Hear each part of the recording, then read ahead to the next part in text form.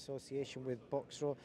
Delighted to be joined by Pauli Malignaggi. Pauli, thank you for doing the translating with Juan Manuel. I didn't know you could speak Spanish. Yeah, a little bit. Just enough to get me by. It was good enough, man. Well, I've got to start off with what a crowd and what a show tonight, Pro Box TV. Gary, the guy behind it all, Gary Jonas. And you told me before I came here that they put on 50-50 fights, everyone's got winning records, and I didn't really believe you, I'll be honest. I thought, nah, somewhere down the line there's going to be a one-way fight, but all three fights tonight, wow. Yeah. We try to put the best possible matchups together for that level of fights, which is that middle tier just below the world-class level, where fighters can still be ascending to a world-class level, or maybe there's guys that have descended from the world-class level and are trying to get back up there. We usually get some really good matchups and really good fights. If you guys don't have Pro Box TV, get the app for $1.99 a month with no commercials, or you can check us out on YouTube at Pro Box TV, and you get the advertisements. But either way, we have live shows every 2 weeks, every 2 Wednesdays, every other Wednesday, should I say. And we have we have podcasts, news, and even written articles. It's your full home boxing website. The main thing is, like you said, that it's free. Yeah, it's free. I mean, with advertisements, the videos are free. You can click on the links for the articles. We've got news every single day. I mean, we're literally a sports desk kind of channel for boxing. We do news every single day, the top stories every single day, and of course the podcasts and big fight previews we have for when the big fights are coming up, where we make our predictions, where we discuss the fight in more detailed fashion. But even top stories when fights are announced or just something hits the press right away. We're doing top stories on it. Every single day we've got news here at the channel at Pro Box TV. So again, you got top stories, you've got podcasts and fight previews, you've got live fights every other Wednesday night, and you've got written articles with some of the best writers in the sport. Well, you couldn't get a better plug than that. And you got Pauli Malignaggi in the hot seat. ProBoxTV.com, or you can download the app, Pro Box TV app. There you go. Pauli, I've also got to speak to you about, obviously we're in Orlando, Florida. I don't know where we are compared to where we was earlier, where the Caribe Royale is, where the Matchroom show is this weekend. Obviously you found out earlier on, like most boxing fans, that CONOR BENN is making his comeback.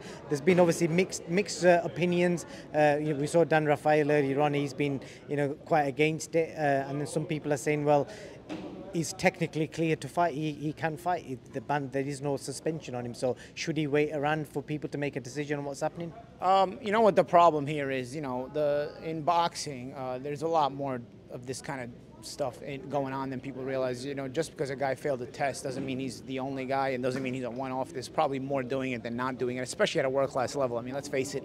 If guys at a world-class level are doing it, how do other guys at a world-class level get to the world-class level without doing it themselves? So, I was all for a clean sport. I was all for all that, but we're at a position where there's such little being done to fight this that at this point, hate to say it, either you have everybody have a major punishment, or you let them all fight and stop pretending you care. You know what I'm saying? Because you're seeing the situations where guys, if they have enough money, they can just beat it. Eventually the investigation, they beat it, and CONOR BENN will probably beat it, just like anybody else with money beats it. Canelo Alvarez only got a 6-month suspension a few years ago, a couple years back. But then you get guys who are not known at all, and they get caught and they wind up with 3-4 year bans. They try to make an example out of them, and they try to give this illusion like they're doing something about it, which is a joke, and it makes them, and in reality, makes the people in charge look like more of a joke. So, you know what, I don't have a problem with CONOR BENN fighting, because ultimately you're in a sport where at the highest level of the sport, you're dealing with all kinds of guys that are dirty. So you're not going to get clean guys beating dirty guys. So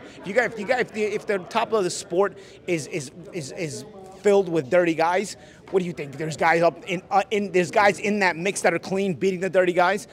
This is not a Hollywood movie, guys. Rocky beats Drago and the steroid guy in a movie. And in real life, the clean guy doesn't beat the dirty guy. So if the top of the sport is filled with guys that are dirty, then there's no clean guys intermixed in those top guys that are beating them while they're clean. This is not a Hollywood movie. As much as people want to believe it is, and as much as people, I guarantee you, there's going to be people at home that are going to get mad about me saying this, because the truth hurts and the truth bothers them, and they're going to get angry at me. I don't care, dude. I'm on the inside. I know how it is.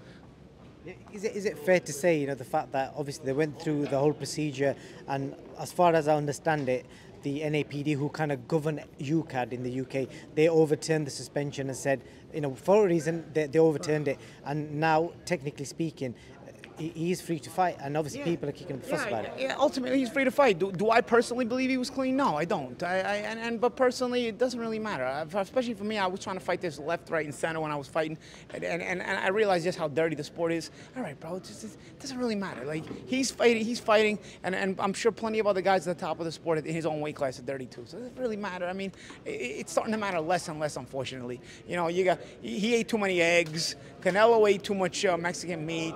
Tyson Fury ate too much wild boar. I mean, bro. I mean, come on, bro. At what point does it even?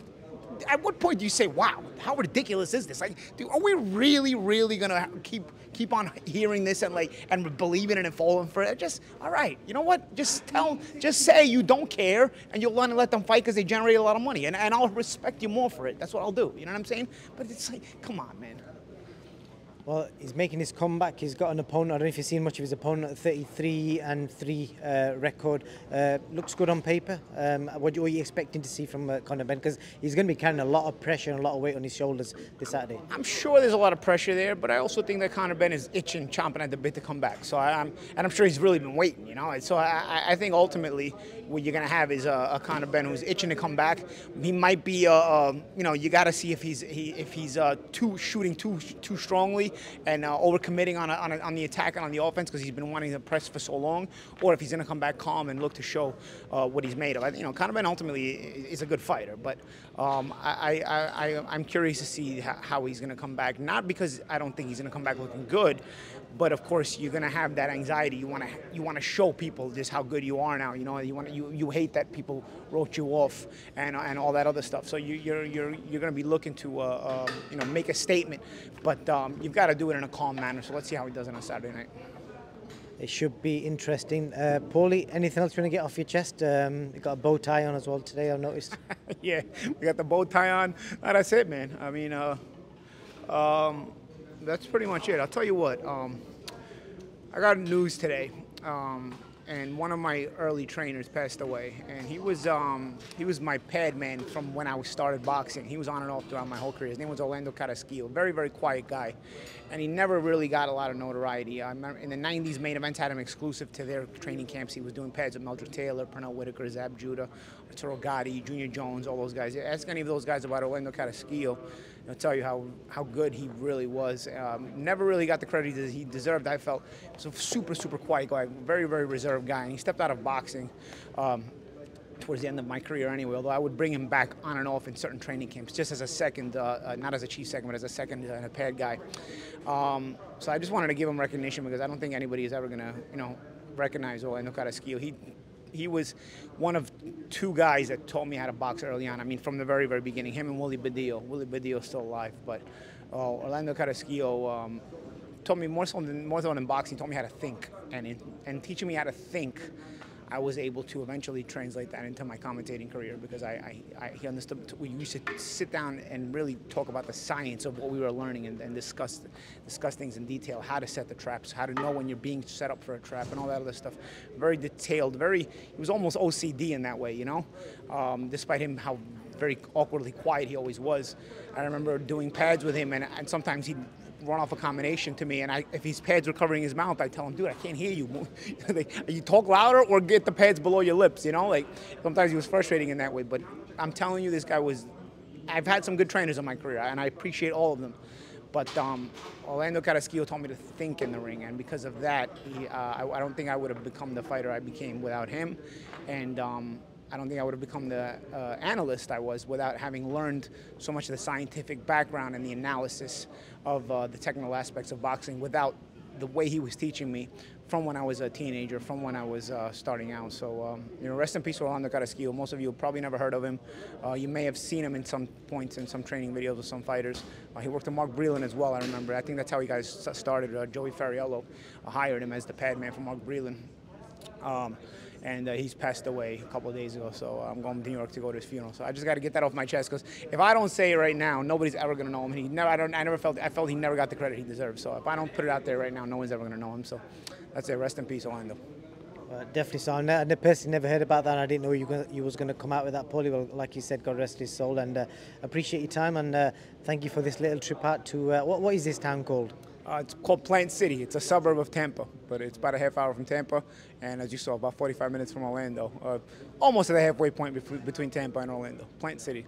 Never heard of it, but big up Plant City. Thank you very much.